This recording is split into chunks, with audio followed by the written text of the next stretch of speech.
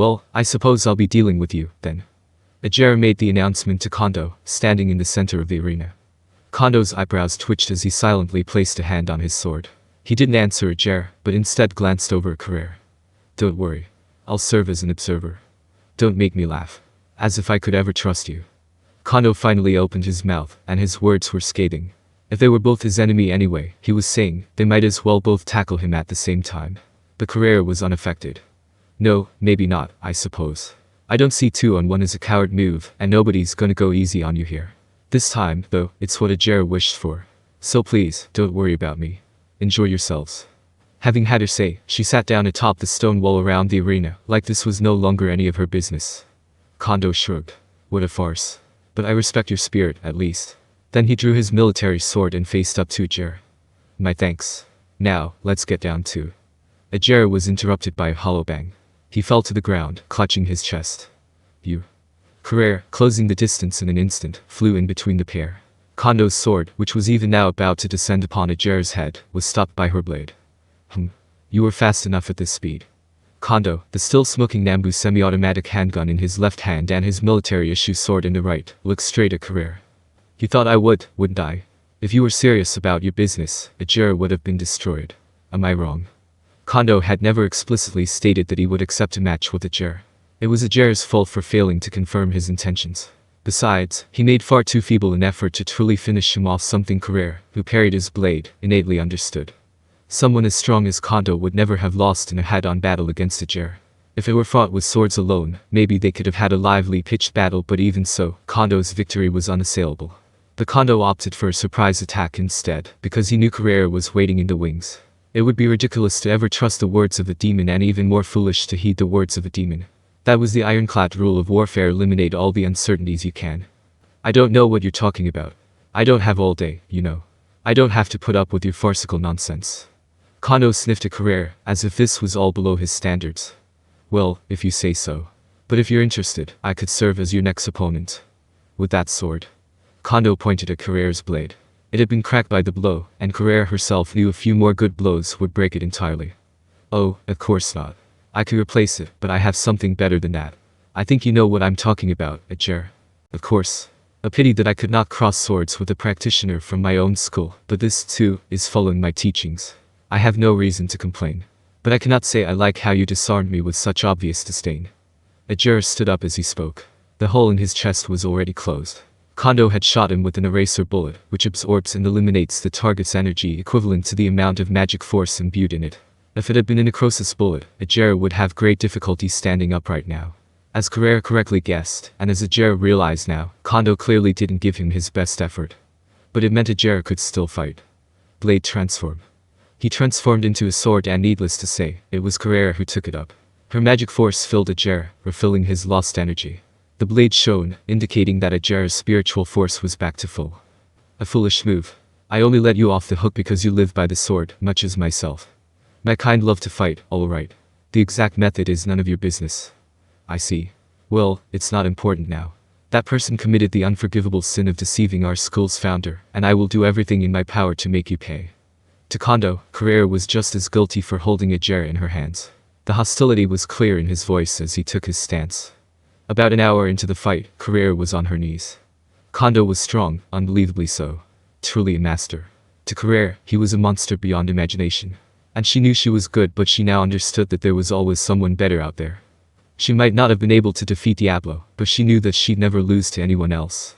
But Zijin had little trouble dispatching her, and during this war, she put up a pathetic performance against Valgrand.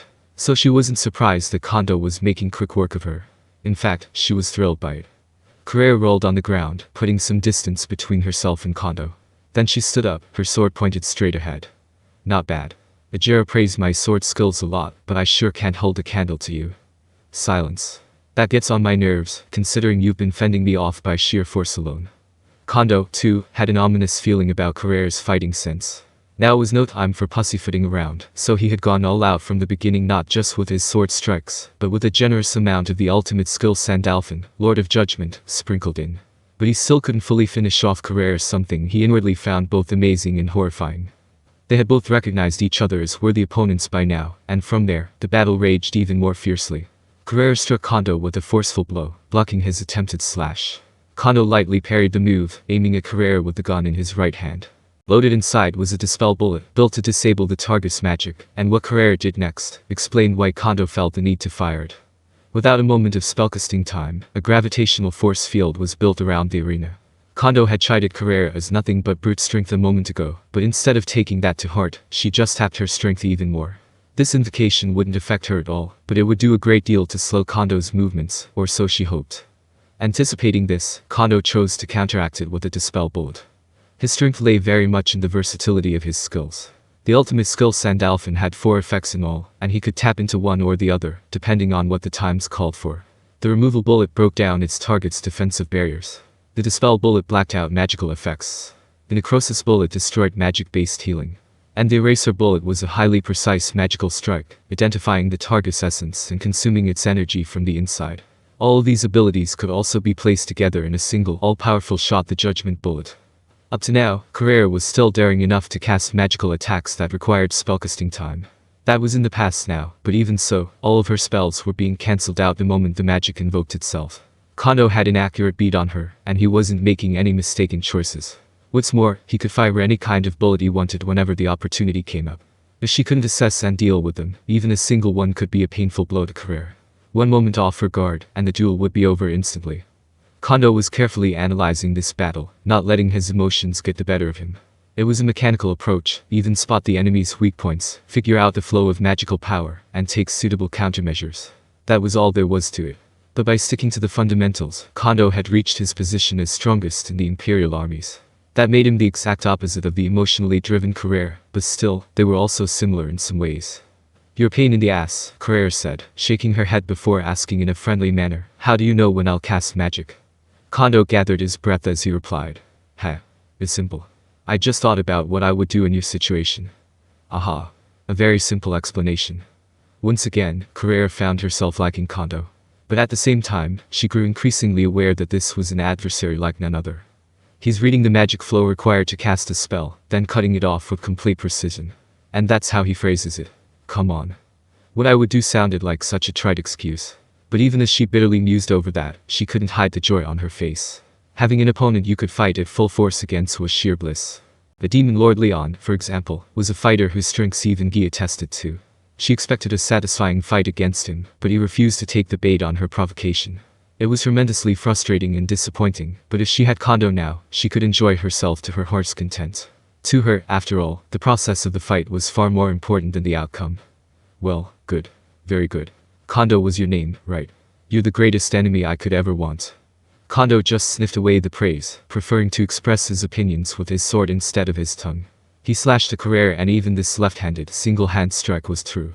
A truly beautiful demonstration from a master swordsman, and Carrera had to rely on both Agera's skill and her own intuition to parry the barrage.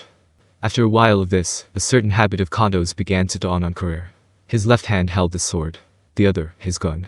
That was his fighting style, but when he fired his gun, his eyes and finger muscles would involuntarily move in tandem, revealing the bullet's trajectory. It was a tiny quirk, something only Carrera could have ever spotted, but the flaw was still fatal enough to potentially decide the fight. Here. With perfect timing, Carrera swung his sword away. Kondo, about to fire a gunshot, failed to immediately respond, and despite himself, he held out his gun to catch Carrera's sword. His reaction speed was up there with the best in the world, but it wasn't enough to stop her. "Let's see you pick on me now. I've just taken away one of your weapons." Thanks to the twisted, off-balance stance he took to stop Carrera, he couldn't fully resist the demon's powerful strike. It wound up costing him his gun. The Nambu semi-automatic clattered to the ground. Carrera was delighted to have this bit of revenge against Kondo. But then something gave her the creeps. As soon as she felt it, Carrera followed her instincts and jumped back from the spot. Kondo's sword cleaved through the air. Tisk. Missed my chance. The next thing that fell to the ground was Carrera's severed left arm. Not even her aurical skeleton could resist the force behind Kondo's blade. "You." Carrera was enraged. But her heart remained calm enough to recognize the reality of this situation, even though she was trembling in humiliation. Now she knew that she'd never defeat Kondo like this. And as if to prove it, Kondo was now holding his military sword with both hands. It was a complete picture of beauty. He seemed like a completely different person from before. He had no intention of relying on his gun from the beginning, and now Carrera understood that he was trying to create an opening to lure her into all along.